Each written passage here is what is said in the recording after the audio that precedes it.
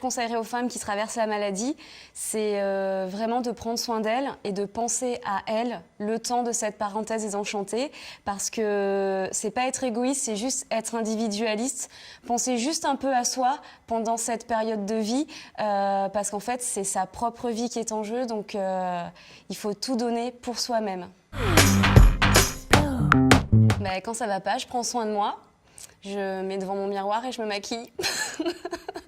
En fait, le fait de prendre soin de soi, il n'y a rien de mieux pour passer un moment difficile. Et quand ça va vraiment, vraiment pas, je tatoue des citrons. Ce que j'ai appris de positif sur moi-même pendant le parcours de la maladie, c'était qu'en fait, j'avais des forces que je ne soupçonnais pas exister en moi, et qu'il y a vraiment un instinct de survie qui prend le dessus quand on tombe malade. En fait, la maladie, ça m'a complètement désinhibée. Ça m'a permis aussi de me trouver. Aujourd'hui, j'ai dû attendre 30 ans, mais aujourd'hui, je suis enfin la personne que je rêvais d'être.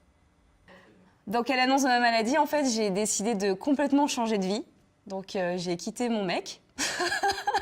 J'ai vendu mon appart, j'ai quitté mon job et puis j'ai créé mon entreprise. On peut dire que j'ai complètement changé de vie, oui. C'est plus du tout la même vie qu'avant.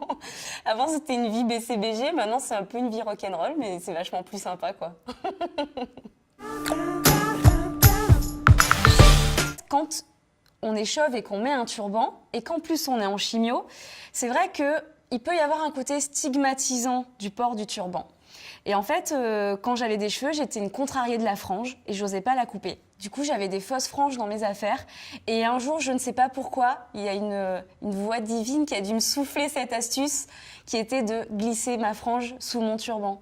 Et c'est vrai que tout de suite, des cheveux qui dépassaient du turban, ça enlevait complètement la stigmatisation et on remettait le turban au centre de l'accessoire qu'il est vraiment, c'est-à-dire l'accessoire de mode. Donc j'ai répertorié 7 façons de nouer différentes, une pour chaque jour de la semaine. Comme ça, même si j'avais pas de cheveux, je pouvais me coiffer différemment tous les jours. Suite à mon cancer, j'ai créé mon entreprise et il y a une belle reconnaissance qui m'a été remise en fait, c'est que j'ai reçu un prix au ministère de l'économie et des finances pour l'entreprise que j'ai créée, donc pour cette alternative à la perruque qui n'existait pas, donc mes franges et mes turbans. Alors ce qui me fait avancer aujourd'hui, c'est mon entreprise et c'est d'avoir rencontré l'homme de ma vie.